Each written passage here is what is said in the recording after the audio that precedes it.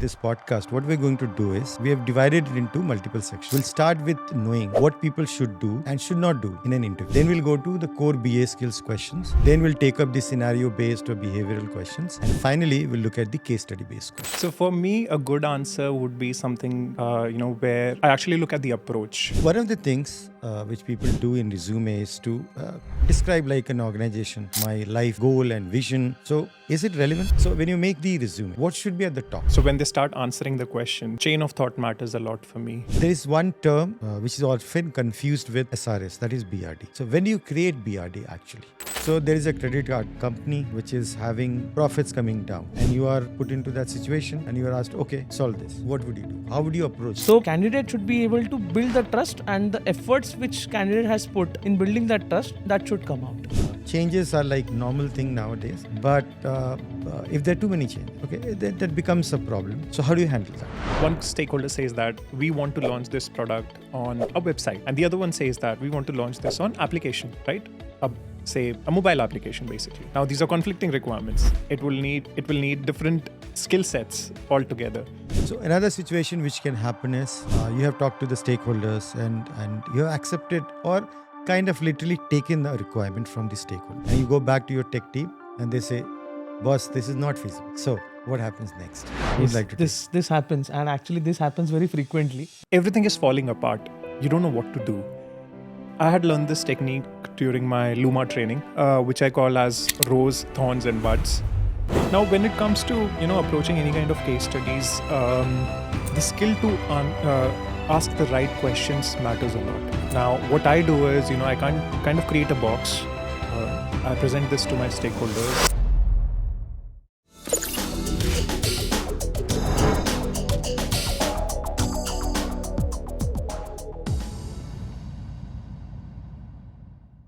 Good morning, good evening. Welcome to another episode of FutureForward. It's a podcast series by Techcanvass on artificial intelligence, business analysis, and data analytics. Every week, we invite guests to talk about a particular topic at length. Today's topic is going to be very interesting. It's about how to face a business analyst interview and crack it successfully. Today, we have two special guests, two senior business analysts who have been interviewing people who have faced interviews, and they know how to do this successfully. So what we're going to do today is we're going to talk about how to face the interviews, how to answer questions, some do's and don'ts, and when you walk in the room, what do they look for? This is all going to be there in the podcast. Let's enjoy the podcast. Hi Nitin. Hi Ninad. So we are going to have 4 sections in this particular podcast. Okay, I'll introduce you to the sections in a while. Why not? Let's start with the introductions. So Nitin, I'll start with you. Thank you, Abhishek. First of all, thank you for inviting me for this podcast. I'm a CBAP certified business analyst. I've been in this industry from quite some time now. I have worked on process automation. I have worked on digital journey design. I have worked on AI/ML as well, which is the current buzz in the market. And I have been in the IT. I have been in banking, insurance, and I'm CBAP certified as well. Okay, great. So thanks, Nitin, for sharing about you. So coming to you, Ninad, just tell our viewers about yourself. Yes. Thank you, Abhishek, for inviting me to this podcast. I look forward to sharing my experience and my project journeys into this podcast. I have been working into IT industry for almost around 12 years now. My major are into implementing digitization solutions for companies across different global locations into supply chain. I am good at requirement gathering and business analytical skills. Okay, great. So great to know both of you. So in this interview or in this podcast, what we're going to do is we have divided it into multiple sections. So we'll start with knowing what people should do and should not do in an interview. Okay. Then we'll go to the core BA skills questions. Right. Then we'll take up the scenario-based or behavioral questions. And finally, we'll look at the case study-based questions. Okay. So let's start with one of you. When you see a candidate and whom you're interviewing, what do you exactly look at? Let's start with you, Nitin. It depends, Abhishek. If it is a physical interview, then body language is the first thing which I notice because that's the first thing you see when they enter the room. I see how well groomed they are. When I say grooming, I'm talking about how neatly fine clothes, basically, and how well they are presenting themselves. That firm handshake. That's the first sign of confidence for me. And if it is virtual, then I basically look at how oftenly they are, touching their face, how fidgety they are they looking in the camera and talking. So these are the few things which I look at because that's the first impression, I would say, which matters to me at least. Okay.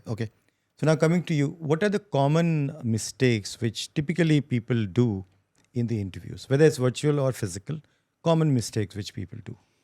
See, if I get into the details of this interview, then there is a typical question asked about describe your previous experiences. While answering to these questions, people tend to choose the wrong project where they may not know the entire details of that project, and that may put them in trouble if there are some additional questions coming from the interviewer.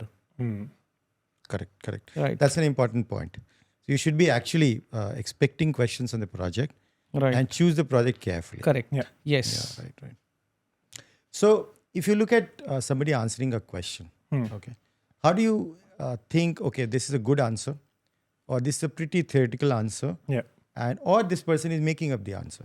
How Okay. do you evaluate that? Okay. So for me, a good answer would be something, where I actually look at the approach. The questions which I ask in the interviews may not have a right or wrong answer, but I'm actually looking at how they are approaching it, whether they have understood the question, first of all, and the decision-making skills which they are putting in place to answer that question. So when I ask these questions, I'm looking at what you have done, how have you done it, what skills, what techniques you have used, what outcome it delivered, any challenges you faced, and what were your learnings. So these are the 5 elements I look at. And then bookish answer is something like, you ask someone, what is gap analysis? And they just tell you the theory of it. They don't tell you the application. They don't tell you the challenges. They don't tell you the outcome. So a good answer for me should have these 5 elements when you're answering. Okay. One of the things which people do in resume is to describe like an organization, my life goal and vision. So is it relevant? See, I have personally never put these types of headings in my resume, considering the white space in the resume is very essential, and we should utilize it to showcase what we have done in our past experiences. We should speak about these goals and future plans during the interview in the introduction part of the interview. Yeah. That's a better way. Yeah. So next question just follows this is that, so when you make the resume, what should be at the top or the first page? For me, it's summary. And summary means summary, actually.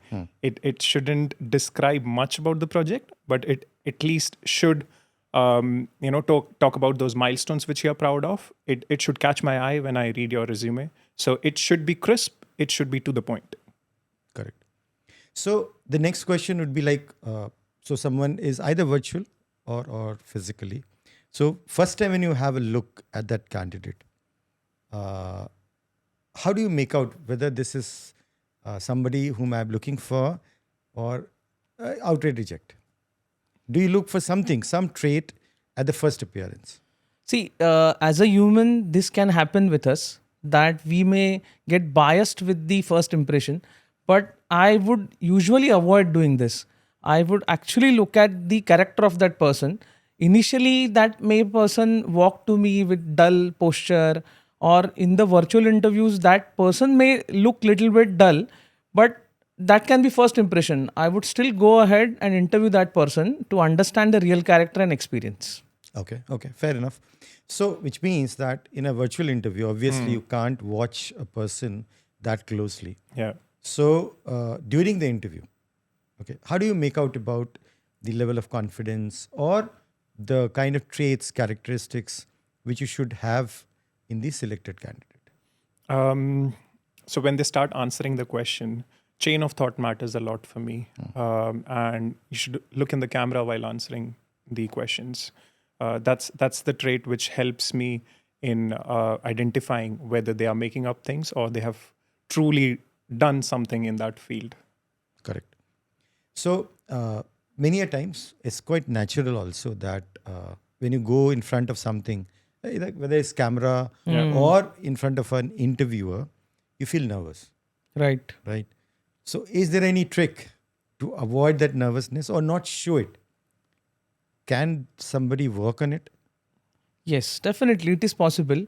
There are multiple ways I would say that the tone of your answers should be very high, and you shouldn't show that you are worried about this role. So I would suggest just go with the attitude that nothing to lose. When you appear the different interviews with this attitude, then obviously the confidence comes to your face. Okay. Okay. I feel you should practice as well. That's Either right. practice in front of the mirror, practice in front of the camera, or practice with your friends or colleagues. That basically gives you confidence.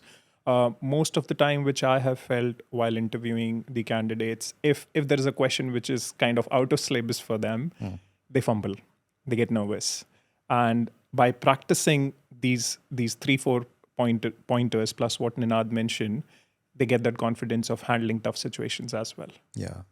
I think practice makes a lot of difference, right? So anybody can get nervous. In fact, first Right. time when I was doing podcast, I got really nervous and I repeated same thing multiple times. Correct. But with practice now, I feel I'm getting You got it a hold better. of it. Yeah. So it happens. So practice is the key, right? Okay. So now we move to the next section of this podcast where we'll be talking about core BA skills questions. Okay. Or some core questions which are generally asked. Okay.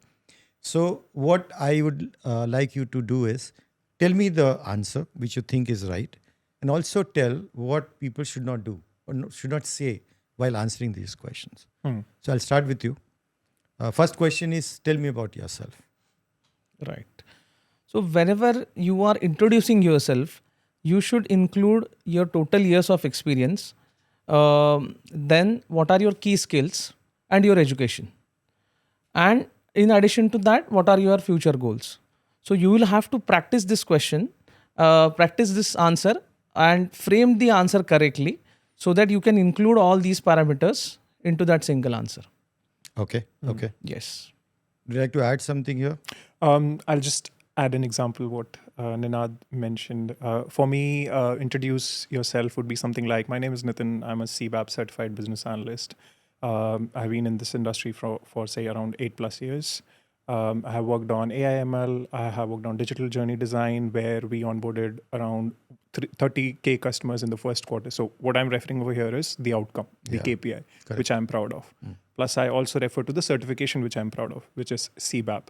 And then you can also talk about, if you have been in the content creation. So I generally talk about content creation because I create content for business analysis field. Yeah. So I generally mention that, I'm an avid business analysis content creator. My content was published on IIBA's website. Again, something which I'm proud of.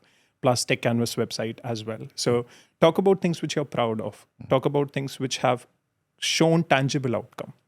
Plus some skills which you want to mention, such as, AIML is a niche skill right now in the market. So I know about AIML, so I'm mentioning it. So that is how I would frame, tell me about yourself. Now, feel free to add. Yeah, I just mentioned the same thing. The skills, which are the AIML skills, the BA related skills, all that should be included in the introduction, apart from your education and other activities. Correct. So the next question, which typically either the end of the interview or before it, they ask you is, so why should we select you? Okay. True. Generally, when you face such type of question, why should we select you, or why you want to join this organization? First thing is the experience which you will bring and how that experience or your skills, techniques will help the team. So, for example, I know data analytics. I know AIML. This could help in process automation and process optimization as well. Say that in the interview. Plus a network of people across industry which you will bring along. Say that as well. Nothing works in the industry without collaboration. So networking is really important. So talk about all those points. I bring these skill sets. I bring network of people from IT, insurance, banking. Talk about that, all those things in the interview. Right. So basically, it could also be helpful if they say that something which is relevant to the project, if you're aware Absolutely. of which project you're going to be put in Absolutely. or being considered, something related to that, Yeah. that will also be helpful. Do your homework basically. Yeah, do your homework. Correct. So now the next little bit into the business analysis activities. So questions related to requirements elicitation. Okay. So people generally ask, okay, how do you go about eliciting requirements? Right. So how should somebody answer it? So to answer this, candidate should demonstrate the structured approach.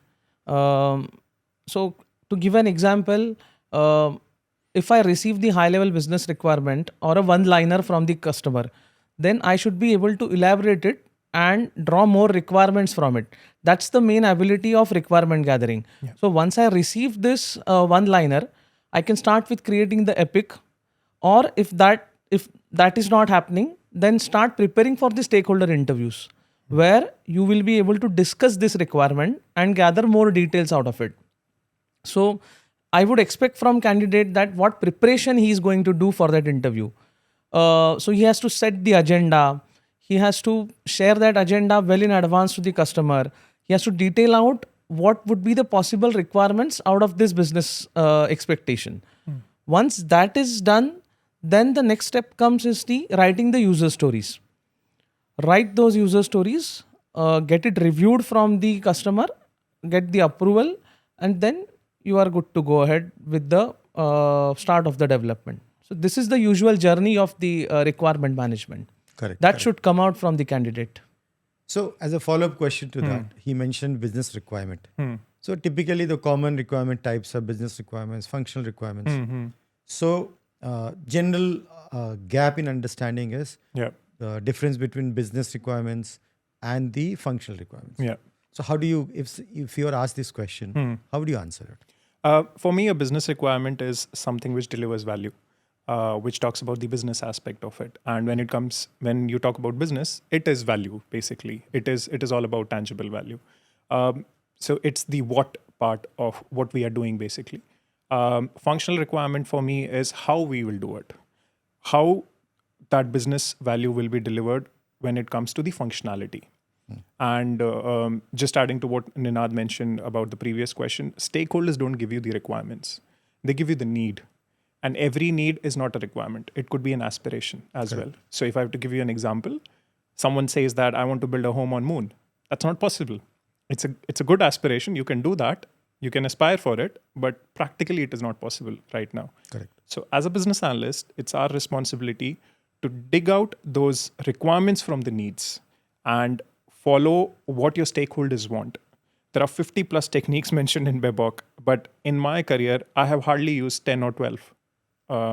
So know about it, but do what your stakeholders want. They should be comfortable with the techniques which you're proposing for requirement elicitation. Correct. So you mentioned value. You want to add something, please? Yes. I would like to give one practical example, which will be easier for the viewers to understand how the business requirements and the functional requirements can be differentiated. Okay. So let's say we have a need of payment integration from the customer. They already have a website where they want to integrate the payment gateway. This is the business requirement. Now, one sort of functional requirement is that this payment gateway should be able to facilitate different payment options like credit card, debit card, internet banking. And in addition to that, it should also allow the consolidated payments. So these are the actually functional requirements from the need or expectations set from the business. Right. So you mentioned about the value. Yeah. Business requirements actually bring value. So value also brings into question the prioritization. Correct. Because ultimately businesses have to prioritize the requirements. Correct. So since value is one of the most important parameter, how do you go about prioritization of the requirements? I'm going to give you a theoretical answer here. So one of the techniques which I have personally used is Moscow. A very well-known technique, which is must have, could have, should have, and won't have. Then I use $100 question as well, which is something like, we have $100, we have 3 stakeholders sitting, and we'll ask them on which particular requirement you will spend the most. So that becomes my number one, and subsequently followed by the rest. Then I have not personally used Kano that much, but I have heard people using Kano as well. Then there is value and risk too.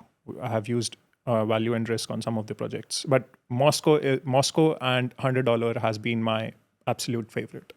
Okay. I can add more into this value versus risk technique of prioritizing the task.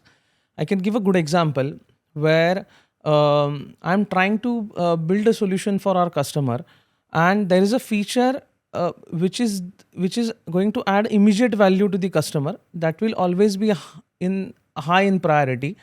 But the feature which is going to add value at the later stage, but having a lower risk, that will be taken up at the initial stage. The reason being it has a higher risk, though it has a lesser value. So that is where we are trying to put a matrix of value versus risk in this technique. Okay. Yep. So we talked about the requirements, elicitation. We talked about types of requirements. Now there is one term which is often confused with SRS, that is BRD. Okay. So when do you create BRD actually? Yeah. So you want to take it first? Sure. For me, BRD is a document which will give me the context and background about the project. So as soon as I pick up the BRD, I should know what this project is all about. What are we trying to achieve out of it? What is the scope? Who are the stakeholders? In case we have some process defined that, we have to pick up this element, that process diagram should be there in that BRD. So for me, BRD is, in layman term, is a document which will give me idea about what we are doing, why we are doing. Okay. So at the stage where business requirements are discussed, do business analysts also get into planning process? If yes, what kind of planning business analysts do? So definitely, BA planning matters a lot. You cannot proceed ahead without a plan. And when it comes to BA planning, the points which I take into consideration is who my stakeholders are. And the stakeholder analysis comes into picture over there. What techniques I will use, what communication and collaboration elements I will put into place. So I have a way of doing it. Whenever I create a BA plan, I add two columns over there. One is actual date of completion and estimated date of completion. Now, if there is a difference between that, I work on it. Why I was not able to meet the estimated date of completion, what challenges I faced, what learnings I had. So that is how I do when it comes to BA planning, to make sure that I am improving myself as well in the consecutive projects which I will take. Correct. So you mentioned about stakeholder analysis in the BA planning process. So what techniques or how do you do the stakeholder analysis? So there are multiple ways of doing this again. There are these different types of diagrams or matrices which help us to actually map these stakeholders and what could be their roles, direct or indirectly involved in the project. One of the technique is the onion diagrams. I have used the ClickUp tool, which facilitates this creation where you have a nucleus or a centered project goal, and then there are multiple stakeholders which are sitting around it in the periphery. The option is to even link these stakeholders which are sitting on these different circles. This will ensure that you understand what and how are they related to each other and what will be their contribution to this project goal or a task which you have mentioned at the center. Okay, great. So related question. Once we have done the planning, we have conducted the elicitation, requirements are now captured. Okay. So always there is something called maker and checker concept where you need to ensure that requirements are ready to be taken to the next stage, which is the design. So how do you ensure that requirements are clear, consistent, whatever framework you use, invest or whatever framework you use, how do you ensure that they meet the quality requirements or quality criteria? Okay, I'll take an example over here. And I know invest is one of the most popular used techniques to make sure the requirements are clear, but I will talk about STAR over here. STAR technique, which is situation, task, action, and the results. So imagine you get a requirement. We want to increase the sales number. All right, but how? That's a vague requirement altogether. So I want some numbers around it. So it could be something like, I want to increase my sales from 5% to 10%, say. So this is the situation, right? What will be the task? I've been given the task to define a process flow or come out with ideas how these sales numbers can meet 10% benchmark. So that's the task given to me. Now, the action could be we bring in the digital presence, we introduce more products, we introduced a payment integration platform, which will increase our sales numbers. So that is the action which I'm taking. And the result is the increase itself. So that is how you make sure that the requirement which is given to you is actually achievable, measurable, testable. Again, the invest principle comes into picture over here. Correct. So, and if, like you earlier said, that if there's a difference between expectation and the actual, then you just look at it again and see what is the root cause, and then you move forward. True. Okay, great. So now coming to the next question is, this is also a very common question in the interviews, is that what kind of documents a business analysts prepare in a project? Right. I think a few documents were already mentioned earlier. Correct. The business requirement document, BRDs, FRDs, functional requirement documents. So apart from these, there are some UML diagram creation happens. Then in some projects, you may have to even create the clickable mocks so that that can be understood easily by the development team, and that can be shared with the business as well, or your customers as well. So these are some of the typical documents. I would like to add over there, most of the industries, most of the teams are right now working in agile model, which is a document less, or I would say not that heavy, document heavy methodology compared to waterfall. Now your BRDs are getting replaced with your user stories, your FRDs, SRS are getting replaced with your collaborations, which you do on daily basis based on your scrum calls, based on your sprint retrospections. When it comes to waterfall, it is the methodology where you create multiple documents, but that doesn't mean we shouldn't know about it. Teams are moving from waterfall to agile, but as a BA, you should understand at what stage, project stage, whether it is initiation, planning, analysis, what type of document has to be created, what's the purpose of that document. That is really important. So that's the basic which a business analyst should understand. Agile is a later part, which you also should understand, but then yes, start with the basics first. Right. So moving on to the next section, which is about scenario-based and situational questions. So I know there are many questions which fall under core BA skills, but obviously we can't cover all of these questions. So what we did is we picked up some important questions, and you heard the two experts answering those questions. Okay, follow those guidelines keep those guidelines in mind. That will be helpful. So now moving on to the situational questions. So before I start asking questions, one basic thing. So when you ask such questions, what's the thing which you're looking for from the candidates?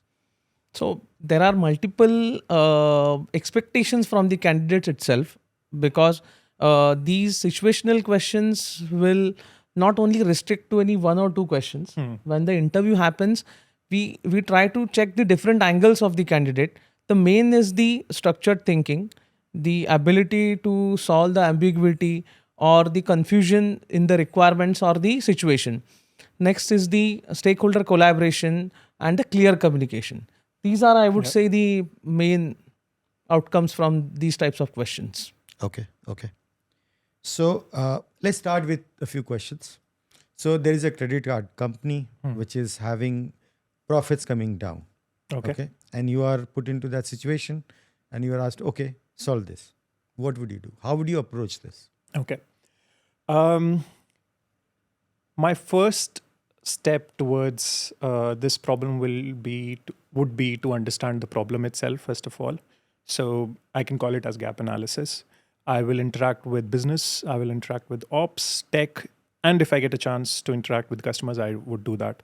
The problem could be the higher credit card, pricing, which the company has set. It could be operations is taking a lot of money, poor rewards when compared to the competitors. There could be a couple of reasons why the credit card company is not making profits. Or you would say, the credit card delivery is taking a lot of time. So, and there are a lot of customer complaints as well. So there could be one single factor or there could be multiple factors as well. So it is really important to understand the current state to define that future state and the path to reach there. Correct. So basically what you're saying is that any such question related to any business scenario, you start first looking at why it is happening. Correct. And then how you can improve that to go to the future state where Yes. these problems don't exist. Yes, I have a very, I would say this is my perspective. If you know the problem statement, your 80% job is done. Correct. It's just the 20% job which you have to put in place to get that problem statement sorted. Absolutely. Correct. So this was about a business problem. Another set of questions are related to stakeholders. Right. Okay. So one common question, if you have a stakeholder, handling him or her is very challenging. Some kind of a challenge Correct. in handling the stakeholder. How will you go about handling that? particular stakeholder? Usually this type of question is termed as a negative scenario question. Correct. Where we are trying to understand if the candidate gets aggressive to answer these questions, or how is he able to handle the stakeholder.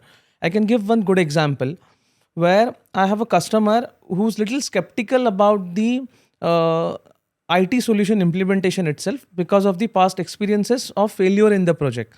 Now, to answer this type of, or to handle this situation, you should follow certain steps. Like a candidate should say that I scheduled a 1:1 meetings with the customer.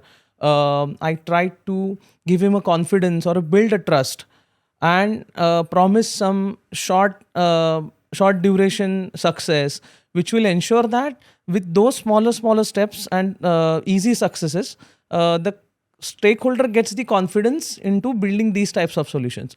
So candidate should be able to build the trust, and the efforts which candidate has put in building that trust, that should come out. Correct.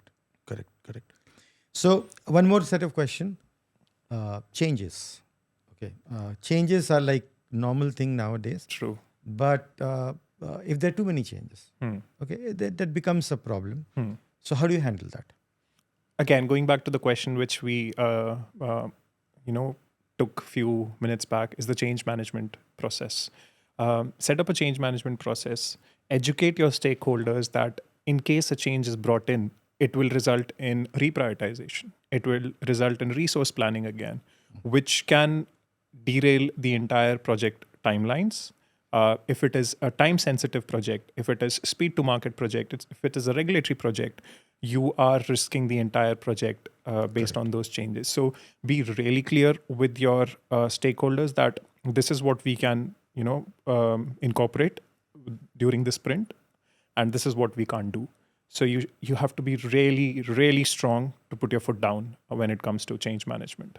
Correct. I would like to add one thing. What he just explained, it appears to be a little bit of pushback approach towards customer, where you are asking customer to relook at the changes expected in the sprint. I would say this is good that we have to do this. Otherwise, this will hamper the entire sprint planning. But one step ahead of this, that you understand the requirements, write down them, and mark them for a phase 2 or a post go live. Put it in backlog. Yeah. So Yes. basically, you can. I mean, depending on the situation, you can take either of the approaches. Yeah, Yes. That Yes. works. That works. Right. Unless it is regulatory. Yeah. That automatically becomes high priority. High priority. Correct. So, related question: stakeholders, changes. So changes are coming, and there are multiple stakeholders.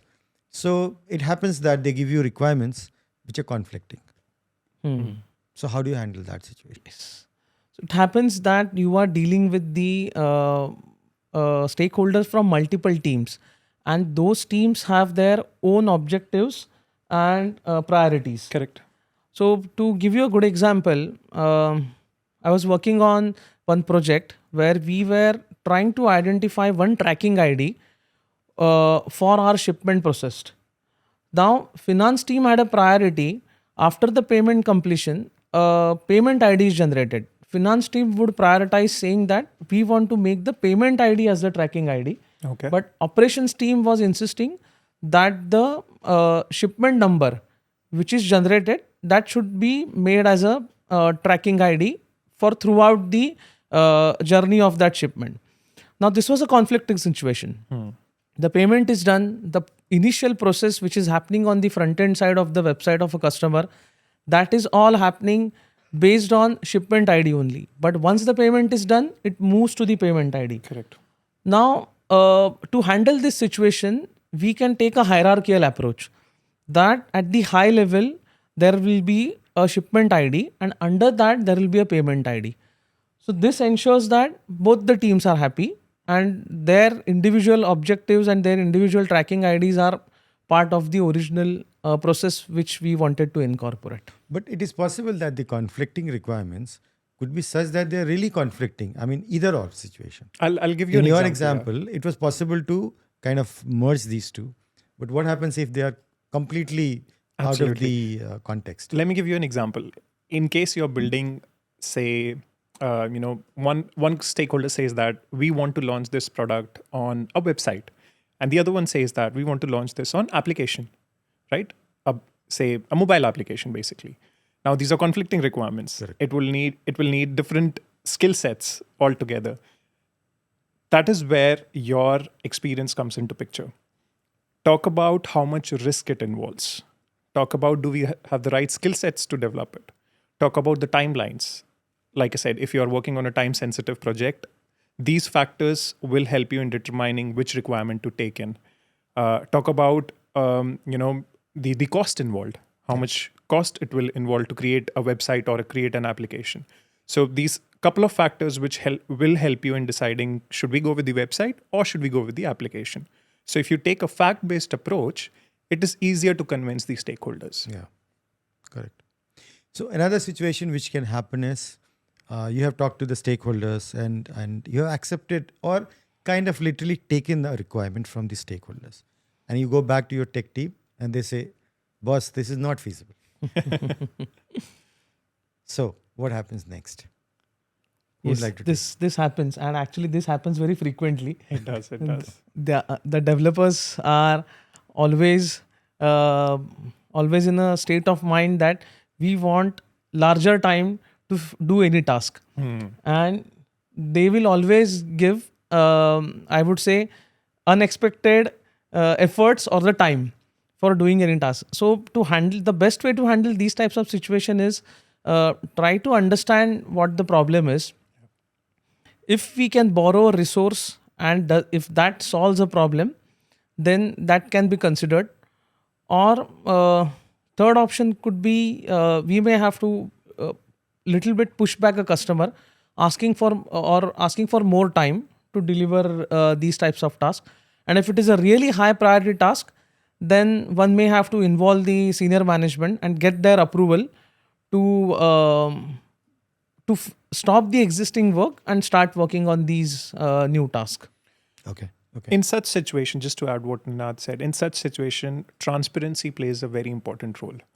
I have heard business analysts saying that we do not involve tech teams, which is not the ideal way of doing the projects, because your tech team knows the technology better than the business. There could be some business stakeholders as well who knows the tech, but generally it is the tech teams. They understand what is possible, when it is possible, and how it would be possible. Chances could be they are working on some higher priority projects. They do not have the right resources right now. They don't have the right skill sets to do it. And that is where the pushback comes in. And to avoid such pushbacks, get them onboarded as soon as possible when you start the project, and stay transparent with the tech as well. Yeah, correct.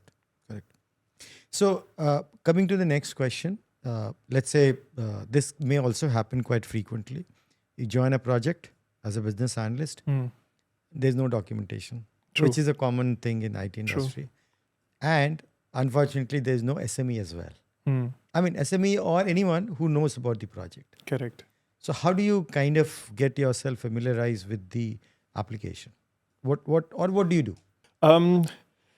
A very tricky situation, especially for someone who has newly joined. For an experienced one, I would probably say they can, use their experience, the past experience, or any other projects which they have worked on, similar kind of projects.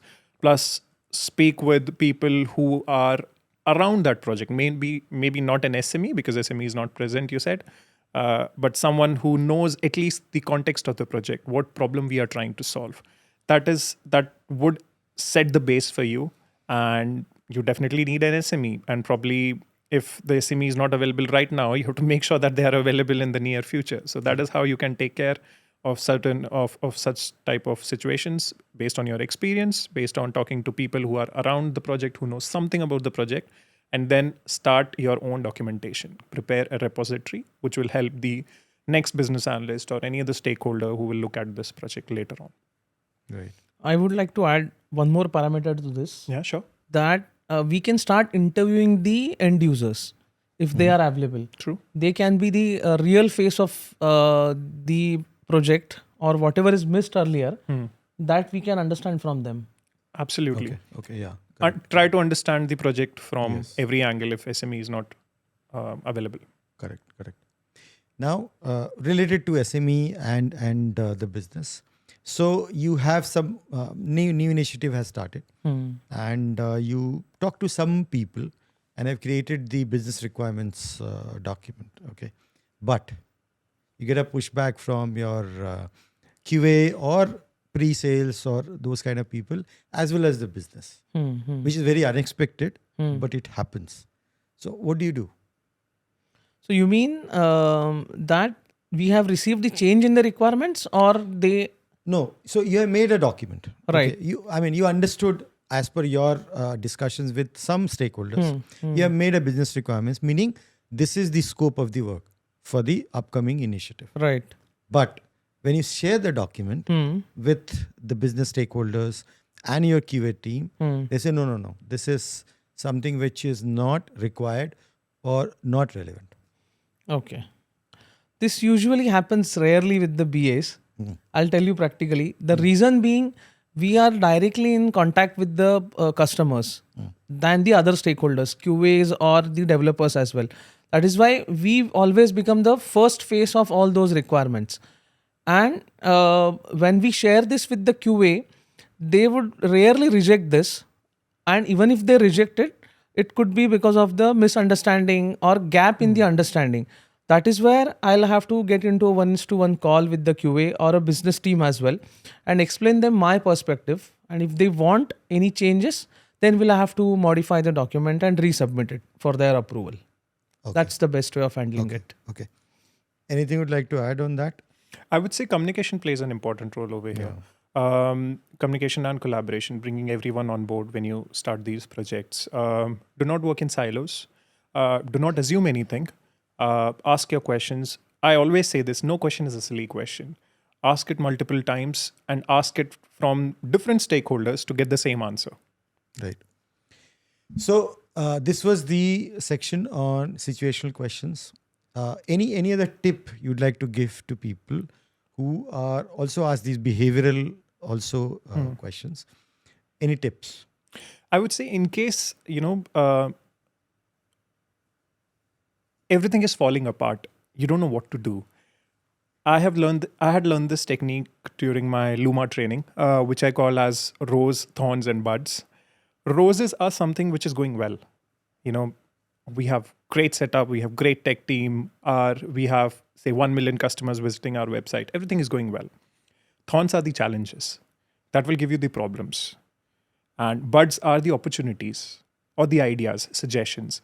So once you ask this question to your stakeholders, tell me the roses, tell me the thorns, and tell me the buds, you will get the objectives out of it. You'll get the goals out of it. You'll get problem statements out of it. You'll get challenges out of it.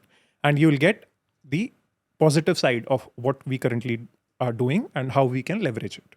Absolutely. So that is the technique which I use generally if if I'm not able to find any answer from anyone, because sometimes it happens that stakeholders don't know what they want. Yeah. They need some support in, defining those problem statements, goals, objectives. Correct. Anything you want to add? I think what you meant is that if we have to give any tip in terms of appearing for the interviews, right? But that is also what you mentioned is also important from the dealing with stakeholders perspective. Right. You can share something for the interviewees in terms of facing behavioral questions, if you have any tip. Practice well these types of questions. Mostly candidates will face the negative questions like what will you do if the situation is not going in your favor and the project has already surpassed all the deadlines. All these types of questions will always be there. So practice well and try to face the negative situations. Just adding to that, Abhishek, and I call this as W3CL rule, which I have kind of created myself. And I spoke about this in the beginning. Whenever you're writing the experience on your CV, or whenever you're talking about it, focus on what was the task, what you did, what outcome it delivered, what were the challenges, and your learnings. If you're thorough about these 5 elements, you are there. You're almost there. Correct. And your questions in the interviews will revolve around these 5 elements itself. So focus on these 5 elements. W3CL. I call it as W3CL. Yeah, just to repeat, W3CL. Okay. So that was the behavioral question section. Now coming to the last section, which is about case study based questions. Okay. So nowadays, this has become pretty regular. So they give you a case study. It could be either live in the sense during the interview, or they can give you as an assignment. True. Okay. So what do you think is the objective? What exactly the interviewers or the organization wants to check? These case studies generally do not have, that this is the right approach, this is the wrong approach. It basically helps in understanding the articulation. It basically helps in understanding the problem-solving skills, decision-making skills. Can the candidate handle pressure? Can the candidate handle tough stakeholders, like you asked in one of the sections? So that's the objective of asking these case studies. Can you convert that problem statement into an outcome which will deliver value to my team? So that's the objective. In addition to this, candidates should also display the innovative thinking. So you have a problem statement. There can be multiple ways of solving that problem, but the candidate should be able to give at least 2-3 of them. That's also one of the ways to look at the candidate. Correct. That's an important point. So in this section, we are going to have one very small case study where there is an online e-commerce company where the people add products to cart, but they abandon it. Okay. So the checkout rates are very low. Okay. So this is a case study, and then there could be related questions. Okay. So let's say, since you have been interviewing and you know about it, what kind of questions can be asked on this? Let's start with this other way around. Rather than answering questions, tell me what kind of questions can be asked on this. So the problem is that customers are abandoning their carts. Correct. So the first thing is, as a candidate, what will you do? How will you reduce the rate? And what will be your solution to it? This will be the first question. So candidate has to completely explain the process of identifying the issue, root cause analysis, and then the solution to it. This could be the typical question. Okay. So obviously root cause has to be the first one to figure out why this is happening. But one of the things which will come up is, as you are looking at the solutions, okay, you need to define the scope of the initiative. Correct. What will happen next? So how do you define the scope? Or what elements do you look for while you're defining the scope? Now, when it comes to, approaching any kind of case studies, the skill to ask the right questions matters a lot. Now, what I do is, I kind of create a box. I present this to my stakeholders and I say, as part of this problem statement, as part of this situation which we are trying to solve, what will fit in that box? And what will be outside? So anything which doesn't fit in the box is out of scope for me, which will be outside. Yes. So this is the approach which I take, and I kind of keep a brainstorming session with them. What we are trying to do over here is, we cannot make our solution 100% future proof, but at least we will reach, we'll cover most of it. So that is the objective of keeping a brainstorming session, just to understand what is in scope and what is out of scope.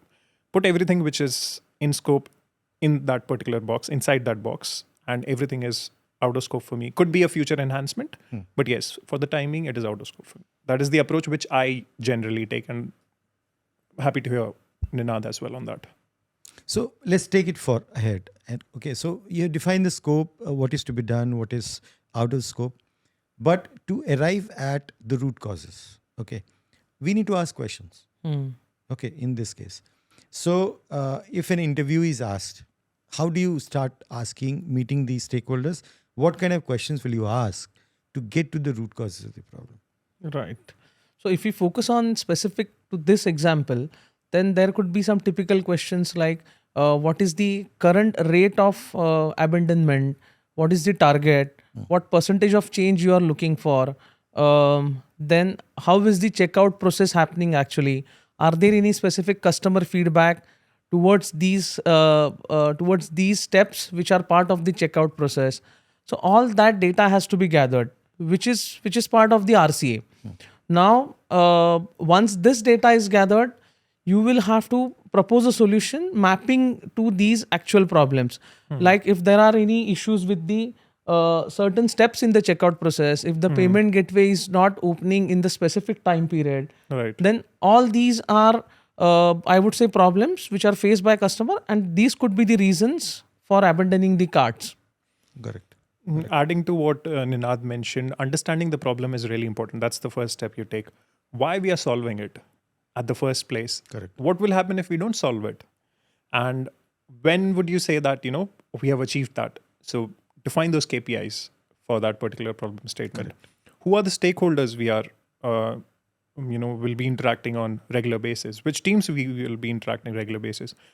Sometimes it happens that the stakeholders have a defined solution for the problem statement itself. So try to identify that as well. Do we have any ideas in place? Do we already have a solution in place?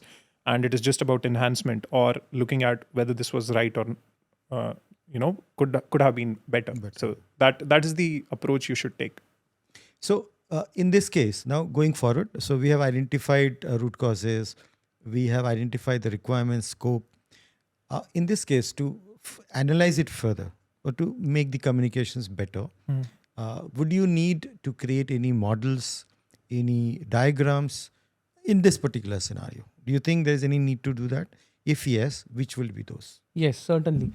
I think first what we need is the as-is process diagram, which will actually showcase all the information sharing blocks. And then there could be a stakeholder mapping diagram, which all different stakeholders are interacting. Let's say there is a third party payment gateway, there is an internal server system, we have web servers and web processes. All these has to be part of that as-is process. And against that, we will build a to-be process. Right. Particularly about this problem statement, this will involve a change in the front end as well as in the back end. Could be possible. Yes. Now, when it comes to creating these models, I would go on to prototyping. I would, it will bring life to my solution. I will bring in data mapping as well. Why I'm saying data mapping and data dictionary. Reason being, one of the element to enhance this could be showing customer the information from the back end, reducing the number of clicks, reducing the entries which they will do in the front end. So for that, you need data mapping and data dictionary and prototyping, like I said. Yeah. To add to what Nitin mentioned, the prototyping can be conducted with the A/B testing, Yes. which is a very frequently used technique, where I can go on detailing it out here. Yes, sure. Yes. So A/B testing mainly what involves is the changes or the process or UI changes which you have done. You will do two different types of changes and you will deploy both of them. And randomly you will allocate these two changes to all types of customers and get a feedback from them. And which UI change is giving you better output and or giving you the achieved results, that change can be considered for the final deployment. Correct. Yeah, that's a good point. But related thing is that, let's say in this case right now, we are all talking hypothetically. We don't know the solutions. Okay. Yeah. That will depend on the situation. Of the client. Yes. But let's say there are multiple things which are proposed to be done, right? In terms of solutions. Okay. Now, one of the things which is quite popular to talk about is MVP, meaning which ones you would start with first. Okay. So obviously we can't decide which one, but are there parameters or factors which we need to consider to decide which of these solutions, all pointing to the same problem. Okay. Should we try first? Should we try next? Is there any criteria to decide it? So if we are talking about the MVP, which is generally the minimum viable product, Correct. then the standard features will be identified to roll off in the actual production deployment.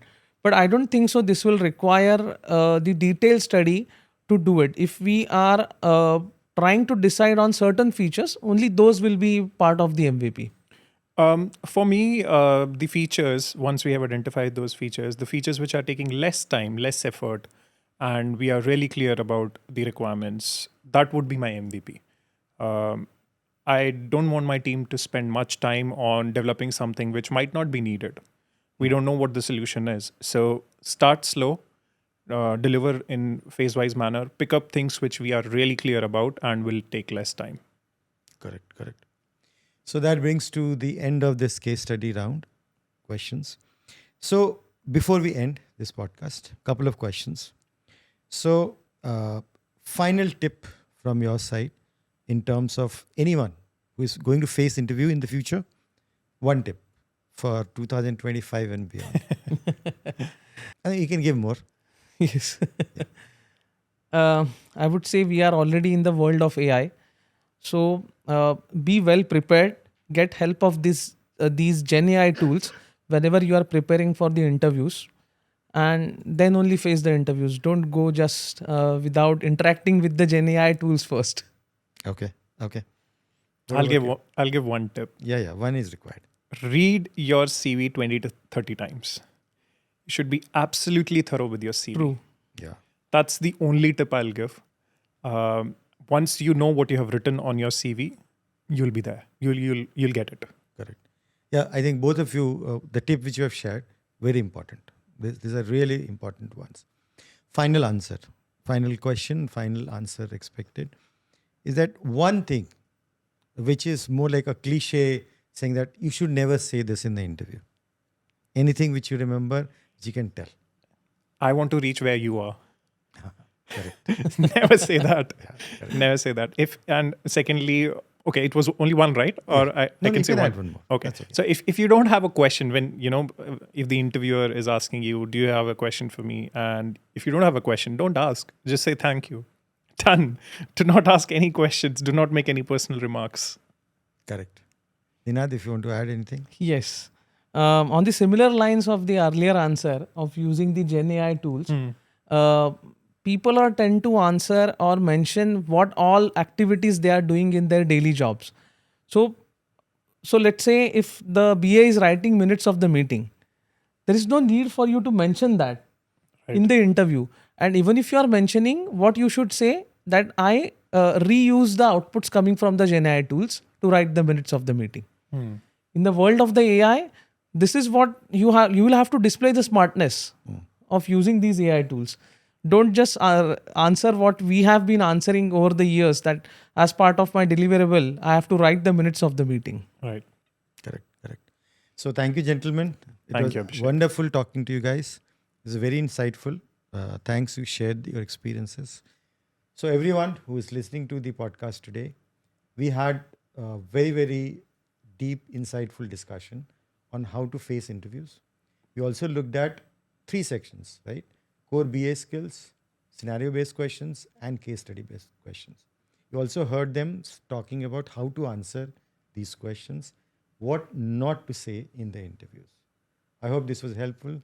Thank you for watching. Have a good day.